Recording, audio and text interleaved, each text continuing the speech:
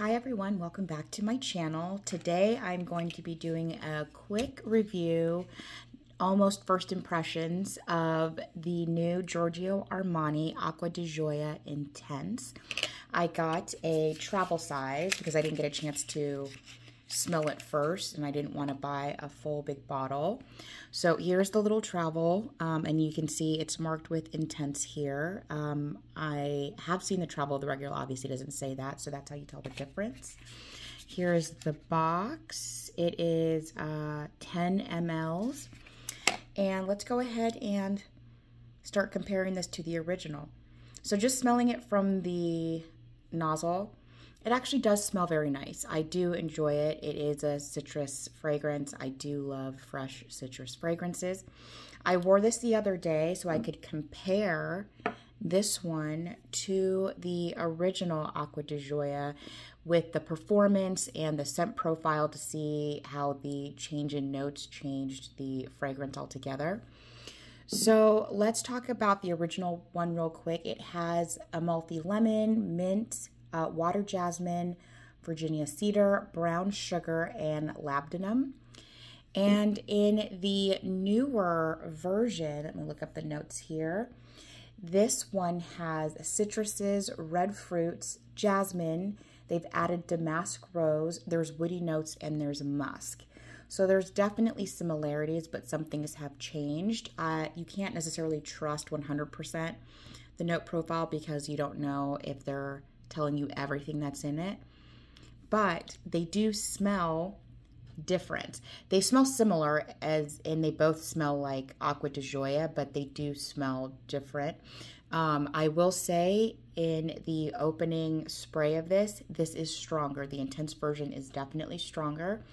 It's more potent and it projects more. It definitely feels like an intense version of the original. I will say I believe the scent to be a little more unisex than the Acqua di Gioia, which in my opinion is fairly unisex, leaning a little feminine. This one's definitely more unisex in my opinion. This is something I could see anybody wearing regardless of your gender.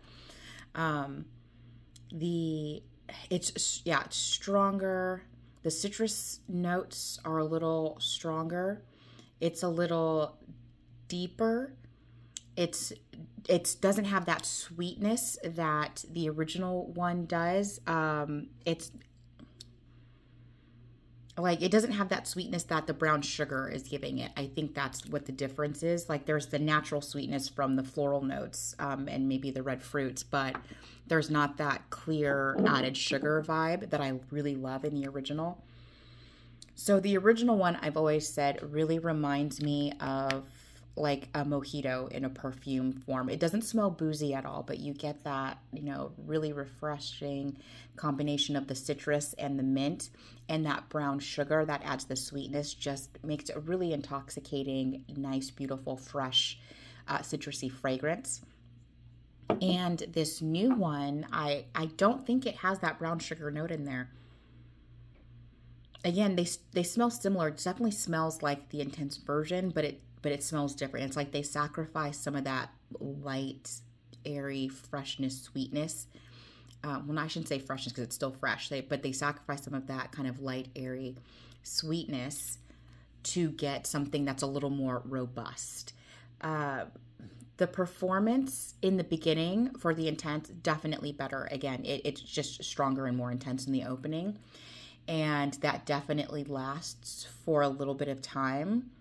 But I didn't notice as we get into the deep dry down a couple hours later that the performance was outshining the performance of the original one. Definitely because they were different scents. This one smelled a little stronger, but I don't know if that's just because of the scent profile or if the fragrance itself is actually stronger. I'm going to have to say out of the two, between the fragrance itself that I enjoy more, the original one.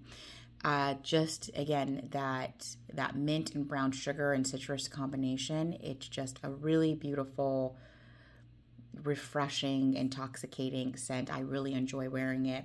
I've held off because I wanted to get this to compare it before I ran out of this one, because as much as I like it, oh, it smells so good. I'm really debating whether I'm going to purchase another one because the performance is not fantastic. Someone did make a comment below on one of my previous videos that actually other people could still smell it on her even though she couldn't smell it on herself. So maybe that's what it is. Maybe I'm going anosmic to it, and because I just assume the performance isn't great, I'm not giving it a lot of outdoor and company wear. So maybe I'll do that. I'll actually wear it out and about and then ask someone I'm with if they can smell it. And see if it's just me going anosmic to it, because that is definitely a possibility. There's a few fragrances I go anosmic to. That doesn't bother me so much. If I know it can still be smelled and I can still get random wafts of it, then I don't mind if I can't smell it consistently all day long. But if the smell is just dissipating altogether, that is what I don't want to waste my money on. So overall, I mean, again, this was more of a first impression, so I'd have to wear this a little bit more. I might go ahead and get the 1 ounce bottle of this. We'll see. Maybe I'll wear this another time or two before I make that decision. But if we're just talking about which fragrance I prefer, definitely have to go with the original. It's just so beautiful. I love wearing it.